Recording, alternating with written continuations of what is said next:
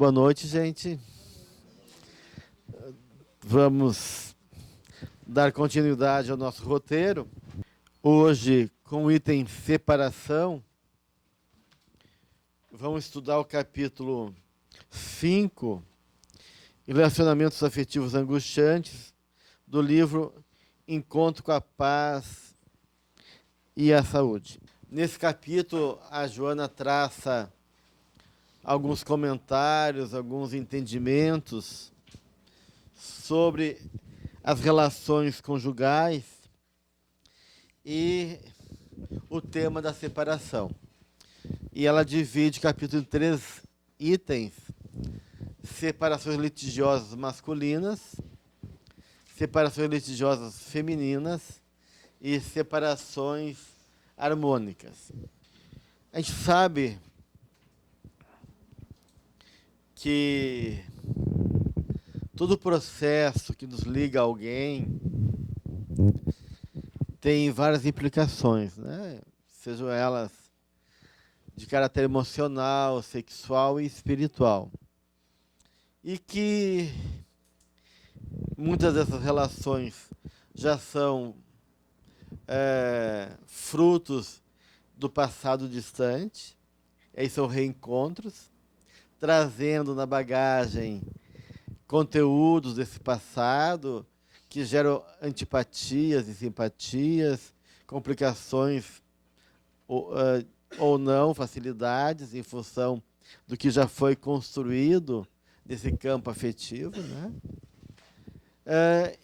E outras são parcerias novas, mas que, independente se é do passado ou não, a gente vai sempre se deparar com a realidade, com as questões que envolvem a natureza de cada um. A gente viu já há vários encontros anteriores o quanto a relação humana ela é complexa, o quanto ela é recheada de expectativa, constrangimento, exigências, favorecendo que as pessoas percam a liberdade ou criem situações que, em vez de serem um movimento de encontro e de crescimento, acaba sendo um jogo neurótico, né? Então, se a gente for pensar assim, a nossa realidade atual, né? Olhando para a nossa vida, a gente está no século XXI, a doutrina espírita diz que essas relações elas não necessariamente são eternas ou que devam durar uma encarnação toda, né? Que nem todas as relações acabam se constituindo relações que vão até o final, né?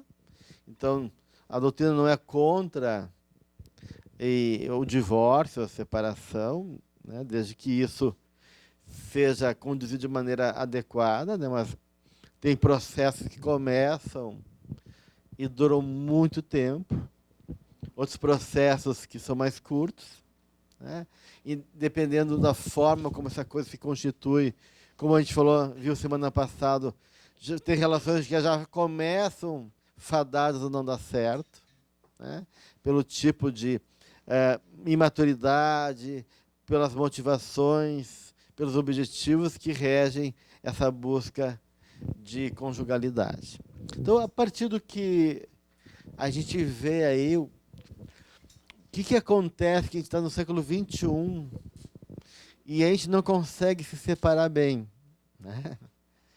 E não só não consegue se separar bem, de maneira harmônica, como a Joana coloca no último item do livro, como a gente vê situações terríveis ainda, né? De assassinatos, de crueldade, de litígios na justiça que demoram anos e anos e anos de desgaste emocional, financeiro, entre outras coisas, né? A situação muito comum dos casais usarem os filhos, né, para gerar imagens ou defender as suas necessidades, suas mágoas, ressentimentos, né? E a gente vê tudo isso acontecendo numa condição que já deveria ser diferente, né? Então, pensando assim, nessa realidade que todos nós vivemos, porque temos perto de nós situações, ouvimos rádios, noticiários, televisão, e naquilo que a Joana também oferece em termos de elementos para serem pensados, o que você acha que acontece em relação a essa dinâmica tão difícil que envolve as separações humanas? No meu caso, a relação foi harmônica, né? Separação, a primeira e a segunda, eu tive duas. A primeira, pelos filhos que eu tinha, foi bem... Tanto que meus filhos até hoje falam, mãe, o que eu amei em ti foi você não brigar na justiça pelo meu pai, com meu pai. Então, porque o amor dele é o amor dele, o amor meu é meu amor, né? E hoje nós somos amigos, sempre fomos, né? A separação foi super tranquila. Então, eu acredito que houve momentos terríveis, né, na relação, por isso a separação, mas o crescimento interior, né, tanto para as crianças quanto para mim, que hoje a gente conversa sobre isso. Então, acho que o casamento, quando tem uma harmonia no desfecho dela, é muito importante, não ter brigas, né? Então, hoje eu vejo conteúdo não psicológico deles, fazem terapia e tudo, mas não só por esse fator, né? E o segundo casamento, por não ter filhos, foi decisão minha e foi harmônica também, que hoje é meu grande amigo. Então, eu acredito que há essa possibilidade, né?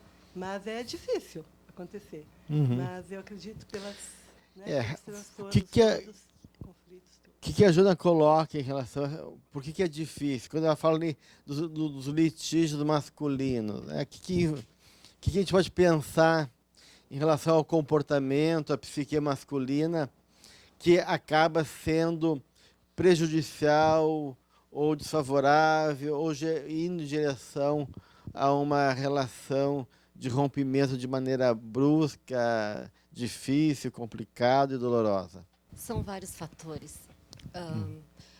Machismo, jogo de poder, que acaba com o tempo, muitos casais acabam tendo essa questão de quem vai ter mais poder no relacionamento, enfim. E o que me chamou a atenção aqui no caso, ela fala assim, ó, que a união afetiva é também uma empresa das mais complexas, pelo fato da convivência contínua ser de natureza íntima, intransferível, interpessoal, exigindo responsabilidade e compreensão de ambos os membros. Faltou qualquer um desses fatores, tá? E geralmente, assim, eu acredito, na parte masculina, tem muita questão de maturidade, de assumir os seus erros. Então, muitas vezes... Se bem que da mulher também, né? Óbvio. Mas eu acho que, para nós, principalmente, é o machismo. E essa questão de poder.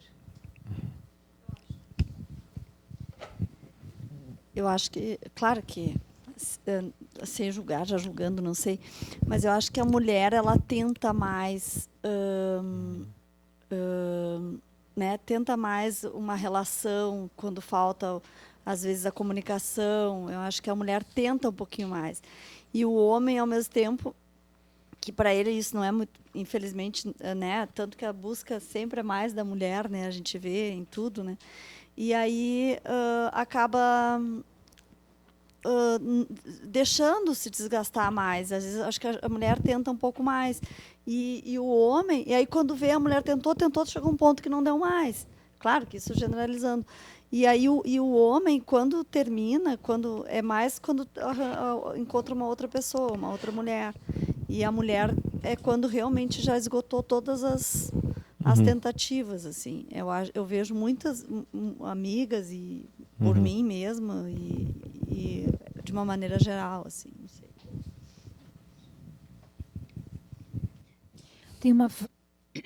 Tem uma frase aqui que eu acho que é bem interessante, que ela diz: cada pessoa é uma construção psicológica específica, que se encontra com outra a fim de produzir uma harmonia e não uma fusão. Eu acho que isso é uma das coisas que ainda, assim, culturalmente, né, a gente ainda acredita que seja uma fusão, porque aí ela segue dizendo que seria, como no passado, uma perda de identidade da mulher, justamente, né? Então, acho que tem muito de cultural isso ainda, né? Na dificuldade masculina de lidar com o casamento também.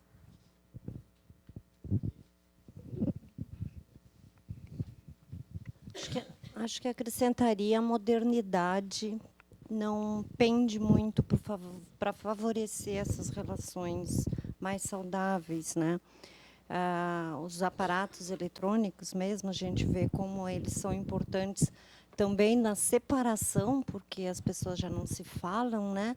Imagina na produção do envolvimento inicial de dois jovens, ele é muito mais online do que pessoal.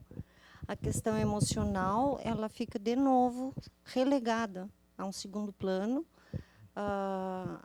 O egoísmo, a materialidade que nós vivemos, tudo isso junta, né? Não tem muito, sem espiritualidade desenvolvida, sem fé, sem um valor maior, fica difícil de se modificar.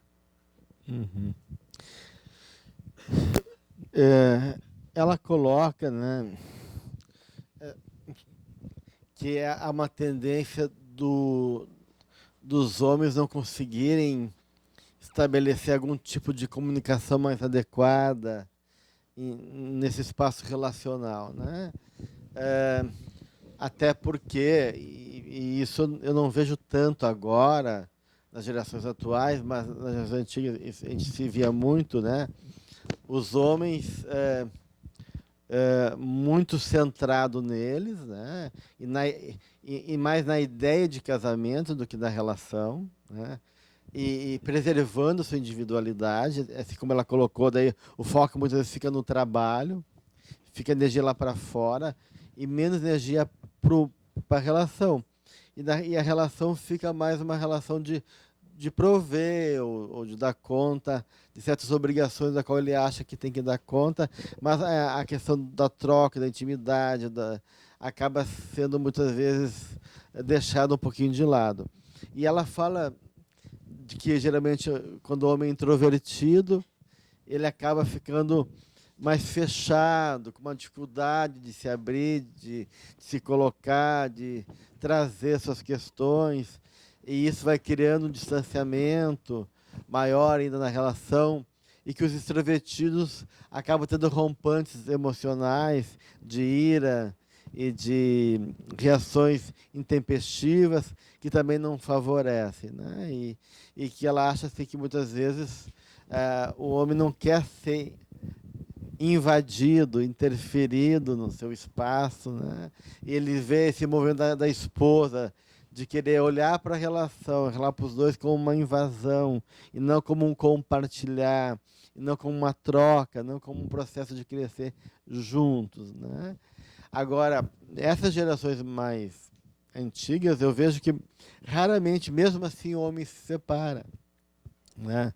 Eles podem ter relações extraconjugais, eles podem ter uma relação muito fria com a esposa, até tratar mal, pode ser uma pessoa mais indiferente, pode ser que a energia dele fique realmente mais lá no trabalho, no mundo externo, no casamento, mas mesmo assim a gente via-se que raramente, né, eles tomavam a iniciativa de separar.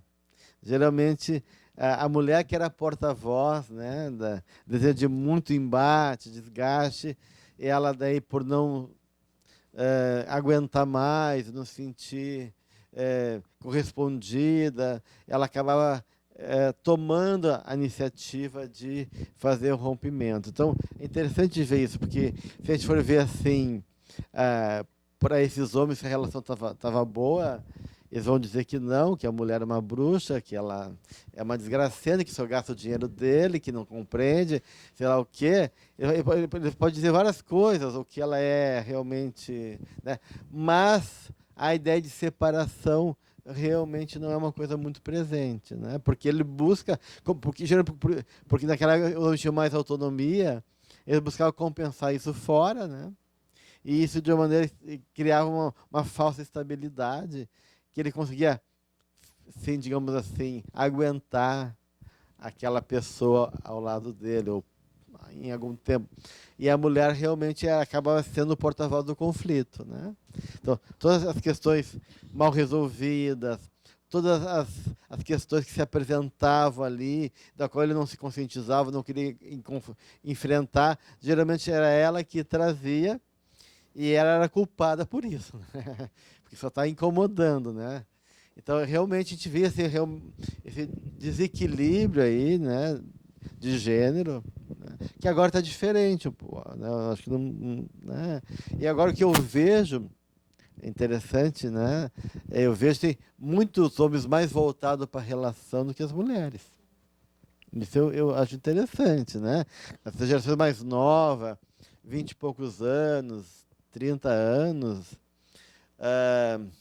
acho que já equilibrou mais. E interessante que os casos que eu tenho assim de conflitos conjugais, elas são muito mais fora do casamento do que eles. Isso é interessante.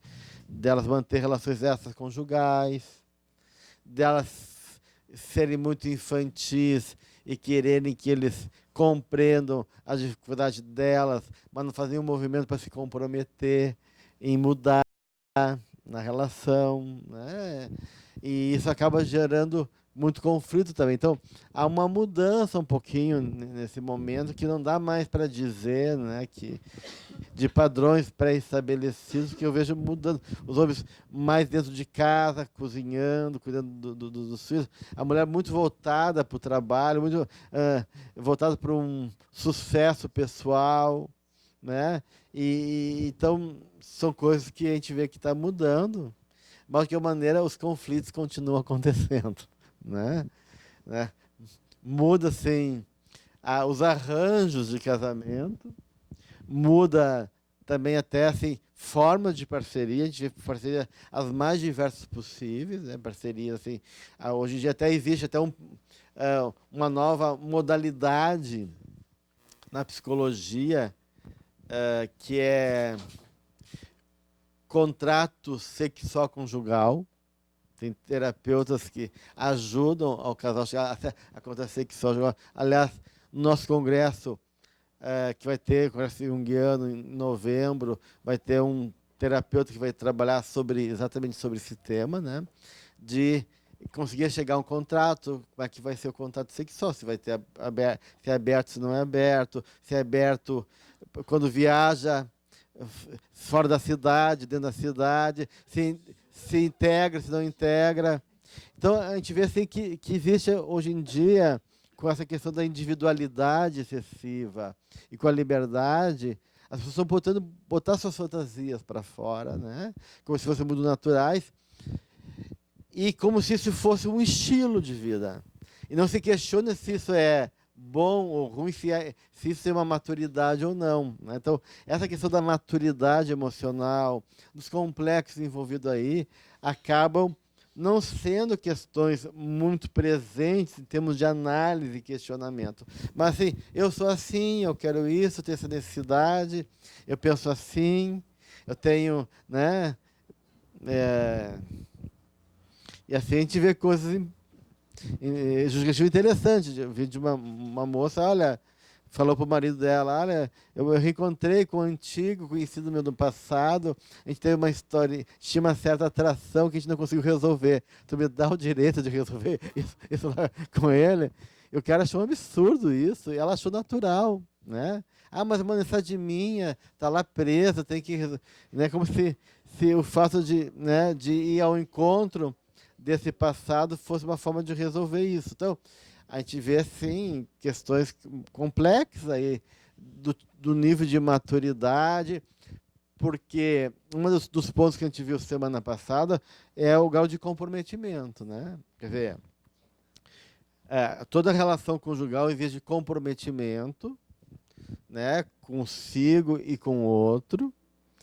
E agora, a questão toda é como é que eu vou me comprometer com o outro se eu tenho questões muito mal resolvidas, né? Ou como é que eu... Às vezes eu quero que o outro se comprometa comigo. Mas eu estou disposta a me comprometer também com a relação. Então, a gente vê que Joana coloca essa dificuldade desses homens a se comprometer com a relação, né? E a relação passa a ficar num nível mais secundário, aonde o resto da vida deles ocupa um lugar mais central, né? Vem em primeiro lugar. E aí começa a ficar muito realmente desequilibrado o foco, a energia de cada um deles na relação. A mulher colocando mais energia, frustrada, incomodada, investindo, esperando, e o outro com pouco comprometido e pouca paciência. E quando há o movimento da mulher em relação a isso, ele se sente incomodado, né? Como se ela não tivesse razão para fazer isso, né? Então, isso são questões que ela coloca aqui no livro. E como é que a Joana vê isso, esses novos arranjos, assim? Porque, pelo que eu li aqui também, a questão da fidelidade é muito importante. Ela fala disso, né? E aí, nesse caso, nesses arranjos, né, pode haver um consenso, mas como é que fica a questão da fidelidade? Aí não é mais importante? Ela começa assim, ó. Umas coisas básicas que é generalizado, que ela coloca aqui, é a dificuldade de discernimento, né? Ou seja, existe uma imaturidade muito grande do ponto de vista emocional hoje em dia da maioria de nós, dos jovens. Eles vão para a vida sem consciência de si, da realidade, sem discriminar o sentimento, sem poder avaliar melhor certos processos. Então, ela diz que essa imaturidade gera pouco discernimento. Então, se a pessoa é imatura, o mundo dela, o nível de consciência que ela tem é muito limitado, né?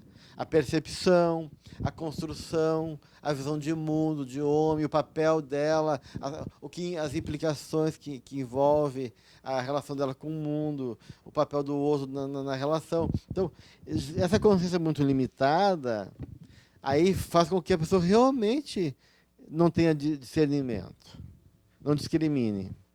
E aí ela vai muito pela impulsividade. Então, uma das características bastante marcantes nos comportamentos atuais é descarga pulsional e não desejo. Porque na psicanálise há uma diferença entre descarga e desejo. O desejo já é uma elaboração, né? É pulsional, pulsão. É pulsional. Então, há uma descarga. Então, as pessoas vão lá passando uma descarga, como assim, fome eu como. Né? Então, eu como de qualquer jeito, sem pensar, sem discriminar, sem avaliar, sem escolher a nutrição. Né? Então, essa descarga pulsional é a ordem do comportamento atual. Né? E ela vai colocar aqui, né? E, com pouco discernimento, o que acontece? Essa imaturidade confunde, né, uma coisa com outra, e as sensações com as emoções, confunde sensações com emoções, deixa-se arrastar por impulso dos desejos em frenes, estabelecendo compromissos graves mediante relações apressadas que se transformam em desastres comportamentais. Então, esses impulsos primários de descarga, né, que também são desejos, mas não desejo subjetivo do ego que elaborou, são uma descarga mais primárias, acabam sendo confundidos com sentimentos, não são sentimentos. Né? E aí, quanto mais amor. Né? Então, e aí ficam relações, ou como as relações são muito fáceis hoje em dia, elas não ganham também um valor e um reconhecimento do lugar disso, né? Porque as pessoas se relacionam tão facilmente. E às vezes numa festa ficam com várias pessoas simultaneamente, né? E fica mais na sensação, no gozo, na sensação física, ou no jogo de ter quanto mais melhor o sucesso de ter pego 14, 15, 20 meninas, ou 20 meninos, né? Porque isso está dos dois lados. Então, há uma dificuldade muito grande aí de vinculação. E, às vezes, a vinculação também vem muito pela carência, né? Pelo complexo. Se você já vem de uma família, de uma estrutura pouco pouco afeita, né, a um vínculo sadio, aonde eu estou anestesiada, entorpecida na minha forma de viver as coisas. Meu sentimento fica, né, então, um sentimento pouco claro, e uma carência lá dentro que não foi sustentada, não foi lá cuidado por essa família, é óbvio que eu vou despreparado para a vida e para os relacionamentos. Então, e muitas vezes o que acontece, esses jovens de hoje ainda ficam sustentados pelos pais. Toda vez eles vão brincar de casinha, os pais loucos para se livrar, fazem de tudo para dar certo, aí não deixa também o casal se trabalhar, ter a maturidade, então fica uma meleca grande. Então, é uma série de características hoje em dia que tornam complicados os relacionamentos, né? E que acaba daí, em algum momento, indo para um desfecho de rompimento. E em relação à mulher que ela coloca aqui, né? Ela também fala de algumas características do feminino que acabam sendo também comprometedores. Uma delas são as mulheres que realmente ficam orbitando no masculino, né? Que acabam vivendo essa visão de uma educação familiar equivocada, onde a mulher foi feita para casar, onde ela não foi estimulada a ter a sua próprio projeto, o seu próprio anseio pessoal, e aí ela espera muito do casamento, espera demais, e coloca projetos dela em cima daqueles anseios, já que não teve espaço para um ideal dela, e isso acaba sendo um fator desfavorável. E a gente vê, e hoje em dia, mesmo assim, né, gente, com toda a questão da liberdade da mulher, da independência da mulher ter projetos, realizar, que o casamento e a maternidade não é a única forma de relação da mulher, se as mulheres ou estão muito tempo separadas, ou estão em casa, começa a pessoa a achar estranho, né?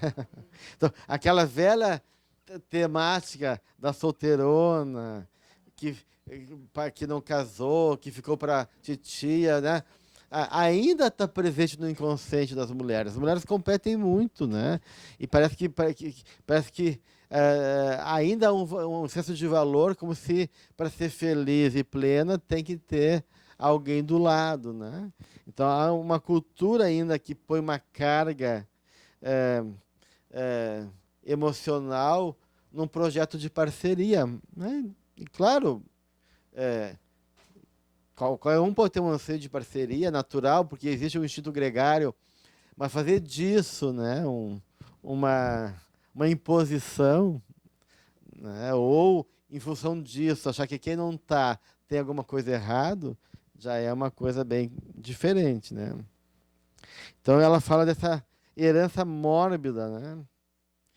Que parece que o casamento representa uma conquista autorrealizadora.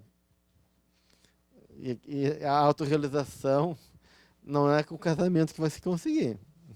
Se consegue também através do casamento, mas a realização é pessoal. O meu trabalho, as minhas conquistas, o que eu aprendi, o que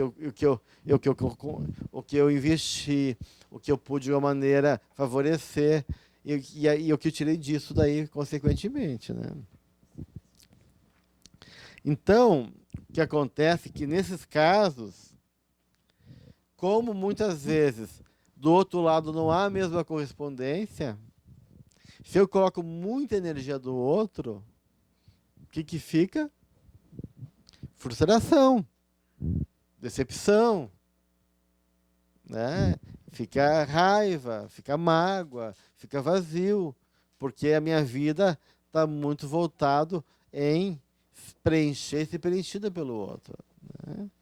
Então, acaba também uma vida de solidão muito grande, né? A pessoa está casada, mas se sente solitária porque todos aqueles anseios que ela tinha não são correspondidos. É um sentimento de ser traída, mas traída por quem?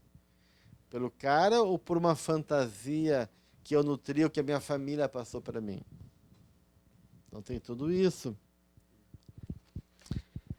E aí começa, né, se ela começa em querer impor nessa exigência, né? Porque às vezes a mulher diz, não, já que eu não tenho isso no casamento, eu vou buscar eu estudar, ter amigos, ter projetos e fazer a vida dela. Mas tem aquelas outras que dizem, não, agora ele me paga, né? Eu quero. E começa uma relação de cobrança, de exigência, de apurrinhamento, né? E isso torna cada vez mais difícil, porque daí o outro também vai cansando. E o que acontece é realmente um desgaste cada vez maior. Ou, muitas vezes, que a Joana coloca também, é a projeção dos genitores em cima do marido ou da esposa, né? Então, os complexos paternos e maternos que são projetados, seja em termos de repetir essa relação lá infantil ou de raivas, né? Ela diz até assim, né? Em algum momento,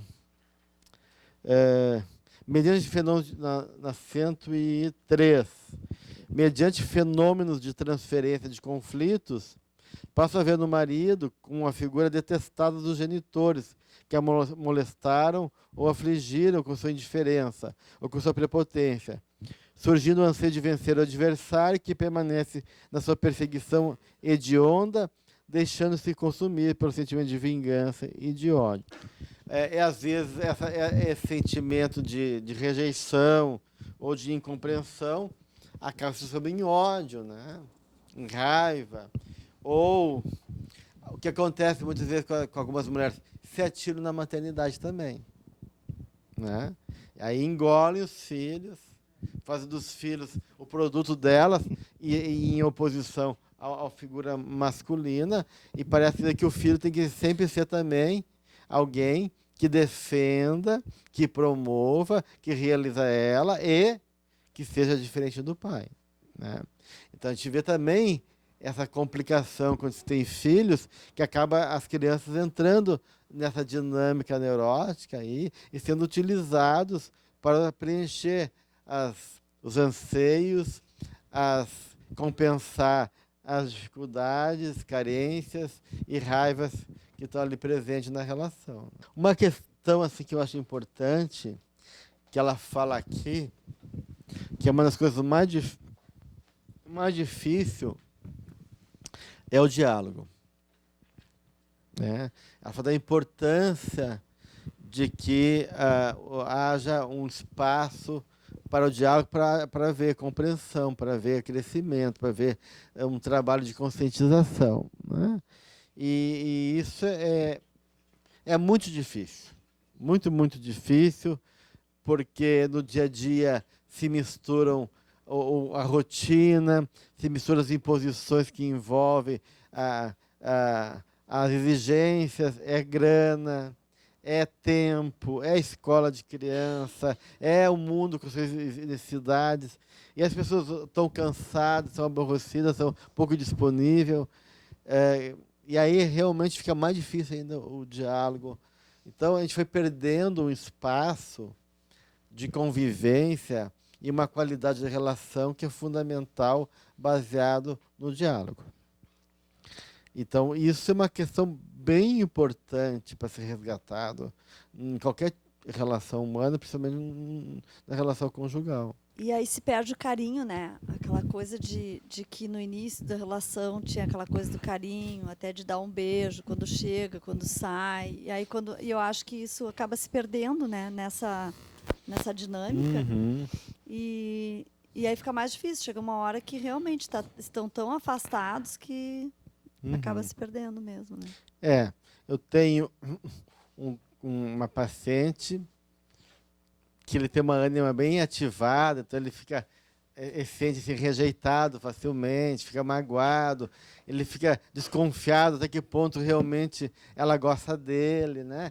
E a forma que ele se sente amado é quando ela responde a ele sexualmente, né? E quando ele não é gratificado sexualmente, ele fica muito mais chateado ainda, né? Só que para ela, a questão sexual vem como consequência. Então, ela gosta de uma conversa, fazer uma comida junto, tal. E ele não é muito avesso a isso, até pela carga dele de trabalho, que ele chega tarde. Então, fica ela esperando um movimento de aproximação dele numa intimidade que é afetiva, e fica ele esperando ela que possa preencher as carências sexuais dele. Como ele não dá conta disso, logo ela não dá para ele também, né? Então, começa a ficar um distanciamento, né? E ela saca, né? Ela saca né? Mas ela tenta fazer alguns movimentos nesse sentido, e aí ele também tenta, mas os dois são meio desencontrados, porque cada um acha que cede demais.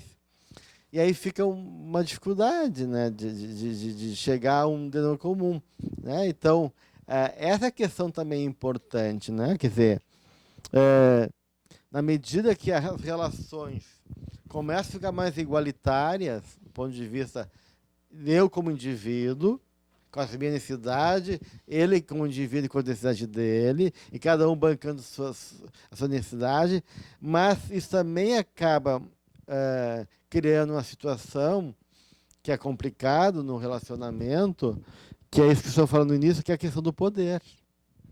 Porque daí parece que também fica um jogo de impor o seu jeito.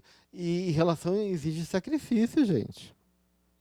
Né? Exige às vezes ceder. Não, essa vez eu vou ceder. O cara está lá, carente, passou um dia difícil, para ele é bom, então tudo bem, não é, né? Ou ele, puxa, eu estou cansado, mas ela está lá me esperando, então eu vou lá ver. Quer dizer, então essa questão de tu sair um pouquinho de ti e poder realmente, entre aspas, te sacrificar, né? Quer dizer, abrir mão em nome desse encontro, né? Porque a vida exige sacrifício. Qualquer coisa na vida exige sacrifício, né? Se eu quiser fazer uma viagem, tenho que sacrificar talvez coisas minhas para juntar dinheiro. Se eu quiser passar num concurso, eu vou sacrificar noites de saída para estudar, para poder... E assim é a vida, né? E as relações também. E as pessoas não querem mais sacrificar muito, né? Em nome de que eu tenho que fazer valer a minha autonomia, a minha individualidade, e aí fica mais difícil esse encontro. E aí reforça a ideia do diálogo. E o que é difícil do diálogo? Primeiro, é difícil porque a gente julga. E não tem como começar nenhum diálogo se a gente julgar. Julgou, já começou mal. Então, há uma tendência do ser humano, a gente vê essas relações de projeções e transferências, né? Então, a gente acaba, em função das nossas questões mal resolvidas, das nossas necessidades internas, a gente, em vez de relatar o fato ou trazer o fato, a gente traz o que a gente sente. Ah, você não gosta de mim. Ah, você é um grosso. Tu não está falando de ti. Está falando do outro. Então, tu julgou, ainda interpretou o sentimento dele. Né? Julgou ele e disse, você não gosta de mim. Né? Ou, ah, você é um grosso. Né? Quer dizer, então, isso, o que faz naturalmente na dinâmica? O outro se defende. Na medida que eu me sinto atacado, julgado, a primeira coisa é me defender. Né? E aí começa, né? Ah, eu, um grosso, e tu, que nunca... Né? Minhas camisas vão lá amarrotadas, há quanto tempo que tu não passa, sei lá o quê, ou tu nunca me olha direito, e começa esse jogo. Eu não te amo, mas também como é que eu vou te amar? E começa, se tu nunca, tá assim com um beiço, me recebe com essa cara, quem é que vai amar uma pessoa dessa? E começa um jogo de atirar culpa no outro, e mais julgamento. Aí sim, a coisa fica cada vez mais difícil. Né? Então, uma questão importante, que está lá na técnica de comunicação não violenta, né? que eu acho uma técnica interessante para exercitar o diálogo, né? É reconhecer que quem é responsável pelo sentimento é nós. É nós mesmos. O sentimento é nosso. A gente não pode nunca responsabilizar o outro pelo sentimento, que é nosso. Mesmo que o outro foi inadequado. Então a gente não está falando se o outro foi adequado ou inadequado, a gente está falando do nosso sentimento. Então, e o sentimento sempre é nosso. Né? Então, se vem uma pessoa aqui nessa sala e nos agride nesse momento, a atitude dele foi inadequada. Agora, o sentimento de cada um. Eu senti raiva, eu senti medo, eu senti compaixão. O que eu senti? Então, o sentimento é de cada um de nós. E nós temos que assumir que o sentimento é nosso. Então, não posso dizer, tu não me ama. Olha, quando tu age assim, eu não me sinto amado. Talvez né? É bem diferente. Eu estou falando de mim.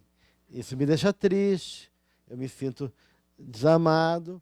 Né? Eu não sei o que te leva a fazer isso, mas quando isso acontece, eu me distancio de ti, porque eu me sinto, né, não amado. Então, estou assumindo que... Então, e para a gente poder comunicar o sentimento, eu tenho que ter clareza do meu sentimento. Então, tem duas coisas importantes. Reconhecer que o sentimento é meu, não interpretar e colocar de maneira clara a tua necessidade. Porque se eu não coloco a minha necessidade de maneira clara, o outro não compreende, gente. Porque a necessidade é tua e não do outro. Né? Chega o cara lá e a criatura diz, olha, tu deixou todas as coisas tiradas no chão. Será que não dá para juntar e botar ali na prateleira? Quer dizer, mas que neurótica, deixa. Qual é o problema? Vai tirar pedaço? É tu que é neurótica. Quando der tempo eu junto. Não precisa tu ficar preocupado com isso. Tu entende? Então, essas coisas não funcionam, gente. Porque estão partindo de pressupostos diferentes. Ele não dá bola, não sei se ele é relaxado, se ele é cansado, se é o estilo de vida, se ele gosta de uma vida mais, né, um estilo mais, né, minimalista, ou mais, sei lá o quê, né, tudo junto e misturado. Ou se ela é obsessiva compulsiva, se ela é neurótica, cada um tem o seu padrão. Então, assim, ó, mesmo que ela dissesse assim, a mensagem dela, vamos pegar uma frase, eu gostaria que toda vez que tu retirasse as coisas da prateleira, tu botasse no lugar, isso não é ainda necessidade. Ela não está ainda expressando a necessidade dela. Ela está expressando uma vontade, mas não a necessidade. E porque eu vou dizer, mas para quê? Não, né? Então, agora se ela disser assim, olha, toda vez que tu deixa as coisas fora da prateleira, eu levo mais meia hora para ajeitar e eu perco o caminho para o colégio das crianças. Ou toda que tu deixa as coisas aqui no chão, as crianças pegam e rasgam, e eu tenho que dar mais trabalho, eu tenho que ficar duplamente atenta, porque as crianças não têm como se movimentar livre aqui no espaço, porque tem todas as coisas ali. Então, se eu colocar necessidade e deixar claro qual é a minha necessidade, o outro vai poder, puxa, é mesmo, ainda tem as crianças. E aí se rasgar aquilo que eu adoro, né? Ela podia deixar também, né? Não. Tem umas que deixam, não, então tá, vamos deixar. Aí, as crianças, hoje é só na sala lá. E aproveita que tiver na sala, né? Então tem gente que pode querer fazer isso, né? Não é, claro que isso não é uma vingança, é um ato pedagógico, né? Mas tudo bem, é uma coisa educativa. Mas entende? Então, mas se a gente não deixa clara a necessidade para o outro, as coisas o outro consegue também entender. Então, viu como é difícil chegar num diálogo, numa comunicação, como isso tem que ser realmente treinado. Fora quando o outro está cansado, está emburrado, tá, né, essas coisas todas, né? Fora quando o filho está berrando lá, quando tem que ter, sei lá o quê, tem uma coisa para fazer, então, que é as coisas do mundo que se atravessam também e acaba desumanizando o tempo da família. A família não tem mais tempo para ela. A gente come correndo, a gente faz coisas correndo, a gente não tem espaço. Ainda mais aí a gente está super cansado, que a gente quer mesmo ficar anestesiado. Daí dá para a criança qualquer, né, aparelhinho, tá, meu filho, toma aqui, porque eu estou tão cansado que a criança, né, me quer, eu tenho pouca disponibilidade. Então, isso acaba afetando toda a dinâmica familiar também, né? Alguém ia falar alguma coisa? Assim, eu estava falando da bagunça aí. Meu ex-marido falava assim, mas que incomodação, eu transcendi, eu não tenho mais problema com sujeira e nem com bagunça. Então eu transcendi. Ele transcendeu. Transcendeu.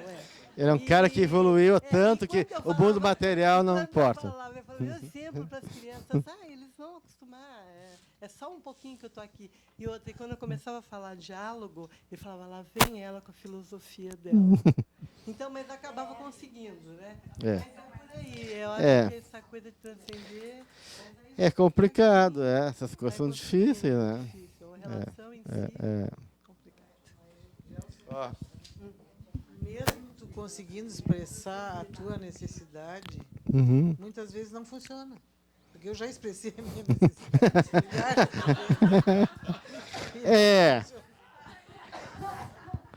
Tem gente que tem difícil de compreender. Tem gente de compreender, tem gente que não está aberto, tem gente que não está comprometida, mas tu tem que dizer, daí é uma outra etapa, né? Daí já é para um outro nível, olha... Né?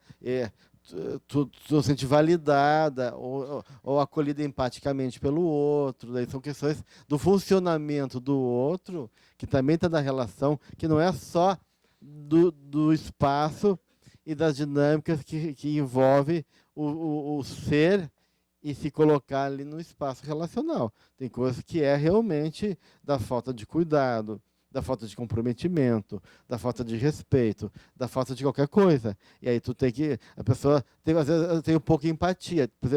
E às vezes, pouca empatia nem é por causa do outro, por causa de problemas meus. Né? Talvez eu tinha uma mãe sempre muito reclamona, né? Que sempre se queixava. E aí, quando a minha esposa vai trazer alguma coisa, mesmo que não seja de forma de queixa, eu já vou para aquele lugar ruim, já não quero ouvir e não consigo ser empático. Mas não é por causa dela, é por causa da imagem que me leva, que é insuportável, entende? Então, as coisas são muito complicadas, mas daí outro diz, olha, tu não está conseguindo me ouvir, o que está acontecendo? Né? Então, o que o segundo passo da comunicação não violenta fala? É espelhar o outro. Dizer assim, olha, eu percebo que toda vez que eu falo, tu não consegue me ouvir. Tem alguma coisa contigo que está difícil? Em vez de eu reclamar, de eu ficar exigindo, eu dizer que eu não me sinto amada, que eu não me sinto escutada, dizer, olha, eu percebo que tu tem muita dificuldade de me escutar. É só comigo? Eu tenho alguma coisa que eu te faço que te faz agir assim?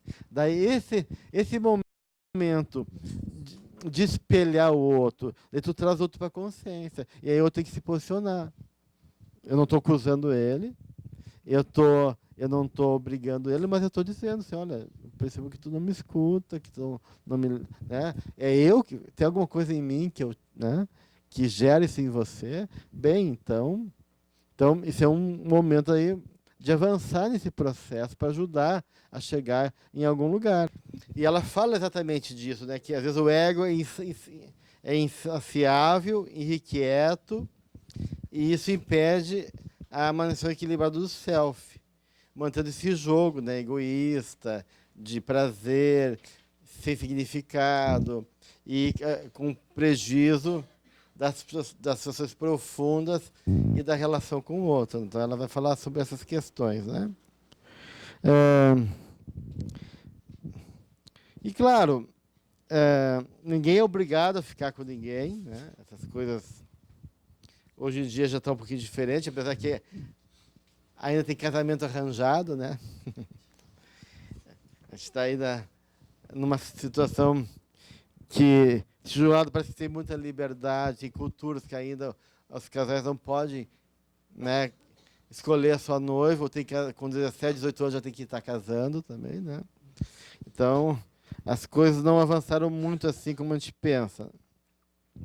Mas a gente não é obrigado a manter uma relação que a gente é infeliz, que a gente tentou, né? E que isso vai gerando cada vez mais depressão, impossibilidade de crescimento, né? Daí há o direito, tanto do parceiro como da parceira, querer romper o vínculo, né? Mas a questão é como fazer isso.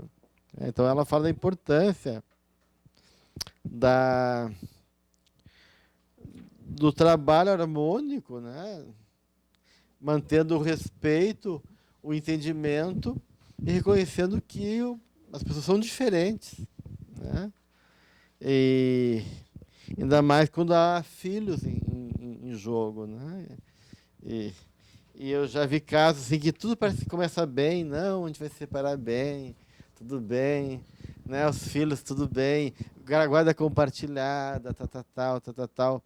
E depois, é porque um arruma um namorado, uma namorada, porque o outro quer trocar o dia, porque aquele dia tem uma festinha, o outro já não quer, porque o outro se sente sobrecarregado, outro diz que o outro não cuida direito, que a criança vem, né, ranhenta e com suja, e aí começa tudo de novo, né? E aí aquilo que parecia tão tranquilo, tão fácil de se organizar, começa de novo a mostrar toda a dificuldade e complicações. E aí uma das coisas que mais complica também, hoje em dia, é dinheiro, né? Dinheiro, trabalho, essas coisas todas acaba sendo um fator também de muito conflito nas relações conjugais. Quando um ganha mais do que o outro, ou quando um não consegue trabalho e fica muito tempo sem, né? Tem um tipo de aplicativo que são... Como é que é o nome? Agora não me lembro. São vários grupos de conversas, né? E um deles é Homens Tricotando. Vocês conhecem esse grupo? É bem legal. São 3 homens que as mulheres ganham muito bem e que eles, por mais que eles se esforcem para ir atrás na carreira deles, eles veem que nunca vão dar conta do valor que elas ganham, porque são mulheres que muito bem realizadas, com cargas importantes. Então, eles resolveram ser donos de casa, né? E assumir mesmo a casa, né? Então, eles conversam questões, os 3, né? Tem outros homens que entram na conversa também, algum convidado, mas já são os 3 que conversam sobre as questões da vida de um homem de dono de casa, né? Então, é interessante, são novos modelos também, né? Já que a vida está mudando, né? E tem mulher que tem horror de casa, né? Tem mulher que tem horror de casa, não gosta de cozinhar, não gosta, né? E às vezes o homem gosta, pode dar o apoio, então essas questões podem surgir também em termos de parceria, né? A questão toda é quando a mulher ganha mais do que o homem, mas existe aquele homem antigo, né? Que seja, né? E que fique bravo porque ele não ganha também, ou que ele não se compromete, como ela acha que tem que se comprometer. Então, quando a gente começa a avaliar o outro a partir do nosso preconceito ou da nossa necessidade e não consegue reconhecer que são pessoas que são diferentes e que a parceria não é uma parceria também igualitária, cada um dá o que pode, como pode, na intensidade, nas condições, desde que seja um acordo, né? Desde que haja razoabilidade, né? Esquemas que possam ser bons para ambos, né? Para que a gente possa realmente construir uma caminhada que seja de crescimento, de realização. Né? Muito bem. Então, nós estamos finalizando o item 14. Vamos passar rapidinho pela separação. Ninguém quer ficar nela, né? E vamos para uma questão mais difícil do que a separação, que é a relação consigo mesmo. A relação com a gente. Né? Então, semana que vem, a gente entra no item 15, a relação consigo mesmo, capítulo 11, busca de si mesmo, autoconfiança e autorrenovação do livro Amor, Imbatível Amor. Capítulo 6 do Despertar do Espírito, tá bom? Então, uma boa semana a todos, até terça que vem.